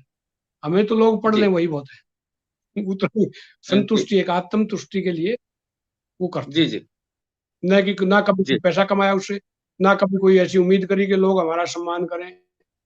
कर रहे हैं, बहुत अच्छी बात है, ना भी करें तो भी कोई फर्क नहीं जी जी, बहुत बढ़िया। अच्छा डॉक्टर साहब, एक खास बात होती है, अब आपने जो प्रश्न मैं लेकर के बैठा था, उस प्रश्न को बदल दिया, तो आपके प्रश्न हिसाब से जो बात आपने रखी है, उसी हिसाब से मैं प्रश्न आपसे कर रहा हूँ कि समाज में किस तरह का परिवर्तन, एक सामाजिक प्राणी होने के नाते, समाज का हिस्सा होने के नाते, किस तरह के सामाजिक परिवर्तन की अपेक्षा रखते हैं, जिस सामाजिक परिवर्तन को हमें मिल करके करना चाहिए या होना चाहिए? आह, इसलिए नहीं कि मैं बुजुर्ग हो गया हूँ, मेरे से बुजुर्ग अभी भी बैठे हैं, मैं अभी भी बच्चा हूँ, माँ बाप दोनों जिंदा है, प्रभु की कृपा है। बुजुर्गों का जी, जी। सम्मान जब हम कम करते हैं ना, तो हम जीवन में कितनी उपलब्धियां, कितनी बड़ी कोठी बना लें, कितनी बड़ी कार में चलें, हम मन से खुश नहीं रह सकते, आत्मा हमारी तरफ नहीं होती। बुजुर्गों का सम्मान करें, उनकी दवा, जितनी दवाई है, उनकी जो जरूरतें हैं, उनका पूरा ध्यान रखें, और अगली पीढ़ी की पढ़ाई का, उनकी जरूरतों का उस हिसाब से भी ध्यान रखें। और बीच में अपने आप को एक टूल की तरह से इस्तेमाल करें कि मैं समाज के लिए ये हिस्सा हूँ। एक बार एक पत्रकार आ गए थे मेरे ड्राइंग रूम में बैठे, कुछ देर बैठे तो पिताजी ऐसे लेट रहे थे, और इधर मेरे पेट के ऊपर पोता लेटा हुआ था, वो 4-5 साल का था। तो उस पत्रकार महोदय ने, तब तक बेटा भी चाय लेके आ गया उनके लिए, तो उसका सवाल था कि आप कब सबसे ज्यादा खुश होते हो भाई साहब? मैंने कहा मैं इस समय सबसे ज्यादा खुश हूँ कि मेरे घर में बगैर कहे एक मेहमान के लिए चाय और पानी आ गया, मेरे पिताजी का आशीर्वाद मेरे साथ, और मेरा पेट, पोता जो है मेरे पेट पर लौट रहा है। 4 पीढ़ियां जी, हम इकट्ठी रह रही हैं, और बड़े एक दूसरे की उम्र का, एक दूसरे के रुतबे का, एक दूसरे के संसाधनों का हम भरपूर सम्मान कर रहे हैं, और घर में आने वाले को एक अच्छा सा पॉजिटिव एनर्जी मिले। आपके घर में कोई घुसे तो पॉजिटिविटी नजर आए उसको। आप जाते हैं ना मंदिर में, देखिए जब अच्छा सात्विक सा मंदिर होता है, पुजारी सात्विक से होंगे, तो मुझे एक बड़ा, एक ऊपर से नीचे तक एक शरण शरण शरण शरण ऐसा लगता है कि yes I am getting something. और जब आप बुरी जगह पे जाते हैं कहीं भी, तो आपको एक मतलब दूसरी तरह के विचार मन में आते हैं, शरीर भी बता देता है, मन भी बता देता है, आत्मा भी बता देती है। तो आपके घर में एक पॉजिटिविटी का माहौल रहे, एक दूसरे का सम्मान करें। और बुजुर्गों का सम्मान इसलिए जरूरी है कि आज हम जो कुछ भी हैं, वो उनकी वजह से हैं। जी, बच्चों का आदर सम्मान, उनकी जरूरतें पूरी करना इसलिए कि हम सामाजिक प्राणी हैं, वो हमारी वजह से संसार में आए, तो उनकी हर जरूरत जहां तक संभव है उसको पूरा करना हमारा दायित्व है, वो फर्ज है, और वो सामाजिक कर्तव्य है, दोनों को निभाएं। मैं ये नहीं कह रहा कि भाई सिर्फ बुजुर्गों का ध्यान दें और बच्चों को छोड़ दें, नहीं। बच्चों की देखरेख, उनका पालन पोषण, उनकी अच्छी पढ़ाई लिखाई, उनको अच्छे संस्कार देना, ये भी हमारा फर्ज है। जी, लेकिन उससे पहले जो फर्ज है, वो जिन माँ बाप की वजह से हम संसार में आए, आदर मान मिला हमें, इस काबिल बनाया कि लोग इंटरव्यू करते हैं, लोग अखबारों में छपता हुआ देखते हैं, किताबें छापते हैं, फिल्मों में आते हैं, सारा उन्हीं की आशीर्वाद की वजह से। उनका आशीर्वाद कम ना हो जाए, और बच्चों को ये ना लगे कि भाई हमारे ऊपर कोई ध्यान नहीं दे रहा। इससे बढ़िया सार्थक जीवन मैं किसी को नहीं मानता। जितनी भी बार मैंने आपको मंच पे देखा है, हम मिले हैं, तो हरियाणवी के लिए हम पिछले 1 घंटे से बात कर रहे हैं, और हरियाणवी के लिए आप, मैं बार-बार कह रहा हूँ, आप जाने जाते हैं, पर हरियाणवी में भी एक खास सांग और जो लोक गायन शैली है, उसके लिए आपका एक अलग वो है, रुतबा है, एक पहचान है। और रोहतक में एक बार मैंने मंच पे आपको देखा था, एक छंद को सुनाते हुए, जिसमें होठ नहीं हम्म। मिलते हैं, एक वो आप कर पाते हैं। मैं चाहता हूँ आप दर्शकों को एक बार दिखाएँ। वो मेरा नहीं है वो, हालांकि मैंने जी, उस पर थोड़ा सा कलम चलाई है बाद में, जी, और वो सब देखा देखी, वो जो कलम चलाई है वो भी उन्हीं बड़े लोगों के उसकी वजह से चला पाया हूँ मैं। वो ये है कि जैसे अपने रामकृष्ण व्यास हैं, धनपत सिंह निराला निवासी हैं, पंडित सूरत सिंह हैं, ये कई कवि जी, ऐसे थे, उन दिनों में मुकाबले होते थे इनके। तो वो जो मुकाबले हुआ करते तो उसमें एक एक थोड़ा थोड़ा मैं एक बांध के दिखाऊंगा। वो उसमें जी, निरोष्ठक छंद कहते थे उसको, अधर छंद कहते थे, जी, जिसमें होठ नहीं मिलते हैं। धनपत सिंह जी, देखिए, हीरान जाके किसी में। चाली अठखेड़ा न हीर तन सारा साठा साठ लिया जखन काना छांट लिया। ना न्याय रहा अन्नान डांड के लादी शाही आज कान के तने जान ने खालस जाट लिया जखन काना छांट लिया। पूरे उसमें कहीं ओठ नहीं मिलते। रामकृष्ण जी व्यास को जब पता चला कि भाई धनपत सिंह ने एक ऐसा छंद गाया है, तो उन्होंने लिखा और वो उन्होंने कहा कि मैं भक्ति रस में लिखता हूँ। देखिए, दीनानाथ देश दाता न्यायकारी नरनार कहें, अजर अनादि हरता करता निराकार साकार कहें। नर की देह धारण करके कार्य करता है जग का, गलत नहीं तेरे ते सारा कार्य सरता है जग का। कारण करता है जग का तन इसीलिए जगतार कहें, दीनानाथ देश दाता न्यायकारी नरनार। इसी तरह से पंडित सूरज सिंह हुए हैं, ये सफीदों के पास गांव था उनका। जी जी उन्होंने कहा कि भाई मैं अगला सॉन्ग जब करूंगा तो इनसे बढ़िया रचना तैयार करूंगा, और उन्होंने एकाक्षरी निरोष्ठक छंद कहूंगा मैं उसको। एक ही अक्षर की पुनरावृत्ति होती है नए अक्षर की, और ऐसा जी छंद पूरे भारतीय लोकनाट्य को मैंने पढ़ा है। चाहे वो कश्मीर का भांड पाथेर हो, चाहे करियाला हो, चाहे जात्रा भवई माच थेरुकुटु विधि नाटकम, है ना। तो ये सारे मैंने करवाए कुरुक्षेत्र में गीता जयंती पे, और वो पढ़े जी भी, और फिर उनका पूरा जितना भी कर पाया मैं। लेकिन ऐसा छंद नहीं मिलता, देखिए, एकाक्षरी निरोष्ठक छंद नया अक्षर है। नारायण निराकार निरंजन निरंतर न्याकारी, नटखट निंदक नहीं निगाते नास्तिक नर नारी। नजरदार निश्चिंत निसंदेह निष्कर्य निस्तारा, नाज नजाकत नाच निराले नाचे नाचन हारा। नट नट नट नट निगाह निगाड़ा निन्ना दीना न्यारी, नटखट निंदक नहीं निगाते नास्तिक नर नारी। पूरी चार कली की ये रचना है, नए नए नए पे। अच्छा, अब जी इसमें जैसे धनपत सिंह ने लिखा, तो धनपत बोलेंगे तो ओठ मिलेंगे। एक सांगी जी नगर निदाने का, जिसने जचा सांग का आहट लिया जखन खाना छाट लिया। धनपत नहीं बोला क्योंकि धनपत में ओठ मिलेंगे। तो इसी तरह जी पे कविता लिखी है, पूरी याद नहीं, लेकिन अ, हर के आगे नर की होती कोई औकात नहीं, जो हर करता सो होता, होती नर की पूरी होती नर की चाहत नहीं। तो ये इस तरह के, हर की रटना हर ही डावे नर की लाई लागे ना, ये मेरी कविता है। हर की जी जी देखिए इसमें भी है, हर की रटना हर ही लावे नर की लाई लागे ना, वो हंसावे वो ही रुलावे कोई चाले तेरे सागे ना। यानी कि पूरी पूरी रचना है मेरी ये निरोष्टचन, लेकिन ये उनकी नकल मात्र है, इसमें मेरा कुछ नहीं। मेरे जी को पढ़ने को मिल गया, मैंने भी सोचा कि भाई जी हाँ, ये पै फै बै भै में जो ये पै वर्ग नहीं आएगा तो निरोष्ठक छंद हो हम्म। जाएगा। इसी तरह से जीव जी जीव भी नहीं हलती, कई कई रचनाएं ऐसी थी हमारे सांगियों की जिसमें जीभ बिल्कुल नहीं होती, और जीभ पकड़ के गाने वाले छंद थे वो। देखिए, जीभ नहीं लगी, ओम ओम गाऊंगा वहां क्यों कह के आया। आप बोल के हम्म। देखिए, ओम ओम ओम गाऊंगा ओम वहां क्यों कह गाऊंगा। के आया। जीभ नहीं लगी, वहां क्यों कह के आया। बेकूफ भरम के भूप का भय खा भाई, आग में अंग फूके कुके बाप माँ भाई। भूमि पे आ भाई पापी पाप में पाया, ओम ओम गाऊंगा वहां क्यों कह गाया। पूरी रचना में जीभ हिलेगी नहीं, यूं क्यों रहेगी। जी ऐसे शब्द जो जीभ हिलाते हैं तो वो आते नहीं इसमें, ठ जी ठ डै डैन नहीं आते। तो इस तरह के जी व्याकरण के ज्ञाता थे वो लोग, और वो शब्दों का चुनाव ऐसा कर लेते थे और सार्थक रचनाएं होती थी। तो जी। ये तो एक हरियाणवी को बहुत लोग ना ऐसे ही मान लेते हैं, थोड़ा सा हल्के में लेते हैं, लेकिन इतना गूढ़ ज्ञान है, इतना इसमें वो है कि अगर आप एक एक चीज को पढ़ोगे ना, तो जी जी आपको लगेगा कि ये क्या क्या बोल दिया। कुरुक्षेत्र के ही नारायणगिरी महाराज हुए, और साधु राम, पंडित साधु राम शर्मा के साधु राम। जी जी, पवनावा हाँ गांव से।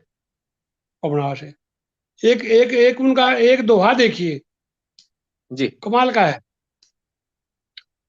मूड ढूंढ ढूंढन चला ढूंढ ढूंढ ढूंढ, विशुद्ध हरियाणवी है देखिए। जी मूड ढूंढ ढूंढन चला ढूंढ ढूंढ ढूंढ, जय ढूंढ ढूंढना चाह वैसे तो इससे ढूंढ में ढूंढ। मूड माने मूर्ख, ढूंढ माने खोजना, ढूंढ माने भगवान, ढूंढ माने टूटा हुआ घर। जी मूड ढूंढ ढूंढने चला, एक मूर्ख भगवान को ढूंढने के लिए चला, ढूंढा ढूंढ ढूंढ, वो मस्जिद मंदिर गुरुद्वारे या इधर उधर घूम रहा है। जे ढूंढ ढूंढना चाहे से, if you want to search that ultimate power, it is within you. भगवान हमारे अंदर ही है। तो एक जी एक दोहे में ऐसी बात कर देते थे। पंडित लक्ष्मीचंद का एक सवैया है, पूरी गीता देखिए इसमें। आए का हर्ष नहीं, गए का शोक नहीं, ऐसा निर्धन भया सोचने की बात है। आए का हर्ष नहीं, गए का शोक नहीं, ऐसा निर्धन भया सोचने की बात है। इस देह को नहरे नहीं, लक्ष्मी को हेरे नहीं, मन को फेरे नहीं, पावन नहीं पात है। लोकन की रीति नहीं, काहू से प्रीति नहीं, हारी नहीं जीती नहीं, वर्ण नहीं जात है। ऐसा जब ज्ञान भया फिर कुछ ध्यान भया, ब्रह्म के समान भया ब्रह्म में समात है। 8 लाइनों में पूरी गीता। जी अभी तो मांगे राम की अगर हम वो देखते हैं उपमाएं, क्या जी कमाल कर दिया। बेमेल विवाह पे राजा उत्तानपाद के किस्से में सुरुचि अपनी माँ से कहती है, जब 65 साल के आदमी की 16 साल की लड़की से कन्या से शादी करते हैं, तब वो करिए, तने केड़े गए दोहरा बडबेरी बोधी में हवा चालते चल जाए। अब उपमा देखिए आप, कि केले का पेड़, उसके पास में कांटेदार बेरी उग जाए, तो वो जी हाल कर दिया मेरा। तने केले का दोहरा बडबेरी बेरी मैं हवा चालते चल जाएंगी, भरी खाट पे मत भेजे, मैं जीते जी में मर जाएंगे। तो ये जो मांगेराम ने बहुत कमाल का लिखा है। उत्तानपाद का ध्रुव भगत का किस्सा तो कमाल का लिखा है। अब वो जो है बेमेल भी वहां पे, वो जो राजा है वो भी दुखी है, क्योंकि पत्नी की जिद के आगे उसने दूसरी शादी करनी पड़ी थी। जी वो कहता है कि एक एक एक सेकंड, वो मात पिता का जन्म लिया मैंने किस्मत छोड़ी लेके, पंचा के मैं फेरे ले लिए, चादर धोड़ी लेके, गाम बशाना मंगते फिर गए, कंध है जोड़ी लेके। आज गाम भी भूखा, तू भी भूखी, मैं किस किस के गालूंगा। ऊंट के गल में बूट बांध दिया, मैं किस तरह खा लूंगा। ऊंट होता था, उसको एक पटा बांध देते थे, और उसमें एक हरा जी पौधा बांध देते थे। तो वो ऊंट चलेगा, जितना तेजी से चलेगा, वो हरा पौधा उसको बूट बने कच्चा छो लिया, तो वो उसको लगेगा कि भाई ये था, और वो तेजी से चलता रहेगा। कितने ऊंट के गल में बूट बांध दिया, क्यों कर मुंह गालूंगा, हाथ हथकड़ी पाए बेड़ी किस तरह चालूंगा। मात पिता का जन्म लिया मैंने किस्मत छोड़ी लेकर, पंचा के में फेरे लिए, चादर धोड़ी लेकर, गांव बसाना मंगते फिर गए, कंधे जोड़ी लेके। और बूढ़ा मेरे शिकारी पीछे हो लिया गोली लेके। बेमेल विवाह में जब पुरुष बूढ़ा हो और स्त्री जवान हो, तो कहता है कि बूढ़ा मेरे शिकारी पीछे हो लिया गोली लेके, गांव भी भूखा तू भी भूखी, मैं किस किस के गालूंगा। तो जो हमारी जो वो है, रामकृष्ण व्यास से एक जगह पे कहते हैं पिता पुत्र की बिगड़ जाती है, तो रामकृष्ण व्यास ने कमाल की बात कही है। मतलब पूरी मुझे जी वो कविता के रूप में याद नहीं, लेकिन उसका भाव बता देता हूँ कि पिताजी धक्के मार के बाहर निकाल देता है किशन नाम के पात्र को। तो कहता है कि बाप जो है ना, सूक्ष्म रूप धारण करके पत्नी के गर्भ में जाता है। देखिए, पिता जो है सूक्ष्म रूप धारण करके, हम बीज रूप में जाते हैं पत्नी के गर्भ में, और बेटा बन के निकलता है। तो इसलिए पुत्र जो है वो पिता की प्रतिलिपि है, रिप्लिका है उसकी, उसकी फोटोस्टेट है। जैसा जी डालोगे जी फोटो कागज, वैसी फोटोस्टेट आ जाएगी। तो वो कह रहा है कि भाई मारा मेरे लाग गए तेरे किस कर आया, तू धक्के मार के पिता का अवतार होता है पुत्र, तो मारा मेरे लाग गए तेरे किस कर आया, तू धक्के मार। तो ये ऐसी जो गूढ़ ज्ञान है हमारे लोक साहित्य में, वो भरा पड़ा है। और उसको जितना जी आप जी पढ़ोगे ना, वो एक एक पंडित हृदय राम हुए हैं, उन्होंने कहा है, जी कलम कामनी घड़ी छड़ी, कलम कामनी घड़ी छड़ी, यूं कर्म जो गहरी है।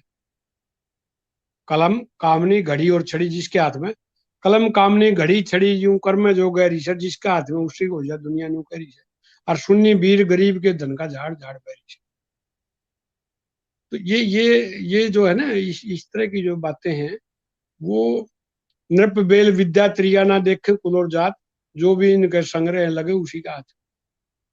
तो ये जो हमारी कविताएं हैं, ये पूरे ज्ञान का, जो सामाजिक ज्ञान का एक अरिष्ट कहता हूँ मैं इसको। ये तो निचोड़ है, तो काढ़ा है। पूरा जो ज्ञान जी है जी ना, उसका अरिष्ट है, निचोड़ है ये। इनको अगर जी पढ़ जी के अगर हम देखें, सोचे एक बात, है ना। अब जो सुंदरता की उपमा है, या मतलब, क्योंकि आप उस बात को समझ सकेंगे कि वो पुरुष कह रहा है उसको, सुंदर, उसको नायिका को, कि तू चिकनी माटी पाड़ की मैंने धर के पैर रिपट लेने दे। जी बरसात का दिन है और एक आदमी चलता चलता जा रहा है और पैर रिपट के एकदम से गिर जाए वो, अचानक, तो कितना झटका लगता है। तो सुंदर नारी को, नायिका को देख के नायक के मन में ऐसी बात आती है कि तू चिकनी माटी पाड़ की मैंने धर के पैर रिपट लेने दे। तो जो उपमाएं हैं उसके अंदर, जी जो जो सुंदरता है उसके अंदर, जो जीवन का रस है, जो निचोड़ है, जो अरिष्ट है पूरे सामाजिक ज्ञान का, वो सारे की सारी। अगर आपने नौकर की वो देखनी है तो राजा हरिश्चंद्र का सांग देखिए। अगर आपने धार्मिकता देखनी है कि भाई बगैर धर्म की है, तो ताराचंद का सांग देखिए। अगर आपने फर्ज की बात देखनी है तो कोई और सांग देख लीजिए। अगर आपने वीरता की बात देखनी है तो चाप सिंह का देख लीजिए। या और हमारे जितने राजपूताना काल के जो हुए, पृथ्वीराज चौहान और ये इस तरह के लोग, तो वो सारे का सारा ज्ञान हमें मिल जाता है। धर्म हार धन कोय खाओ, शाणे मानस का आगर। एक बात में सब कुछ कह दिया कि आप धर्म हार के कुछ भी खा लो। झूठ बोल के मैं आपको, आपका आपका विश्वास है मेरे ऊपर, मैं झूठ बोल के पैसे ले जाऊंगा, वापिस नहीं करूंगा। जी तो धर्म हार के धन खाया ना, धर्म हार धन कोय खाओ, शाणे मानस का आगर। तो ये जो इस तरह का जो जीवन का जो रस है, जो जी आत्मज्ञान है, जो सामाजिक ज्ञान है, जो हमारी परंपराएं थी, जो हमारा एक तरह से संस्कार थे, वो सारे इन सांगों में थे, लोक साहित्य में। जी। कोई ऐसी चीज लोक साहित्य की या आपके साहित्य की, आपके जीवन की, जो कहीं लगता है कि हमारी बातचीत के बीच में से छूट गई है?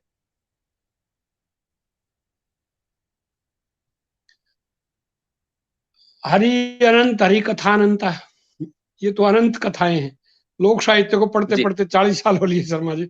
और जितना पढ़ता जाता हूँ उतना ही ये लगता है कि मुझे कुछ नहीं आता। जी ये इस तरह का जी सागर है, जितने गोते लगाएंगे उतना ही आनंद आएगा हमें। ये तो गंगा स्नान है। मैं ये कहता हूँ कि जब भी कुछ चीजें नई पढ़ने को मिलती हैं, तो ये लगता है यार, लोग हमें पता नहीं क्यों साहित्यकार कहने लगे। साहित्यकार तो ये था, साहित्यकार तो पंडित सूरज सिंह था, ये तो लक्ष्मी चंद था, ये तो बाजे भगत था, ये तो मेहर सिंह था। वो जो चीजें थी, उनका मुकाबला करना, उनके बराबर का सोचना या उस तरह का सोचना, वो बस का नहीं है। तो जी जितना हम पढ़ते जाते हैं उतना ही मुझे तो ये लगता जाता है कि मुझे कुछ नहीं आता। और शायद इसी कारण से, इसी लालसा में जीवन गुजर जाए, और वही गुजारा अच्छा होगा। मैंने बताया ना कि दोबारा से अपने खेती शुरू कर दी खुद के हाथ से, गाय बांध ली, उसका दूध पीते, और उसी सरल और सरस जीवन में आनंद आता है। उसी उसी में ठीक लगता है। बनावटीपन और बहुत, दिल्ली में भी रहा हूँ, अच्छी जगह पे रहा हूँ, फिल्में भी की, दूरदर्शन भी किया, अच्छे विद्वानों का संग भी है, यूनिवर्सिटी में आज भी नौकरी चल रही है, अच्छे वैज्ञानिकों के बीच में रहता हूँ, वो अलग है। लेकिन जब लोक जी। साहित्य को हटके पढ़ता हूँ फिर लगता है कि असली निचोड़ तो इसी में है। तो डॉक्टर साहब, आप हमारे साथ जुड़े, हमें इतनी बेहतरीन जानकारी दी, आपका हृदय से धन्यवाद। और साधुवाद आपको भविष्य के लिए। आप इसी तरह से स्वस्थ रहें और साहित्य की सेवा करते रहें। हार्दिक आभार, धन्यवाद। धन्यवाद, नमस्कार, धन्यवाद। नमस्कार।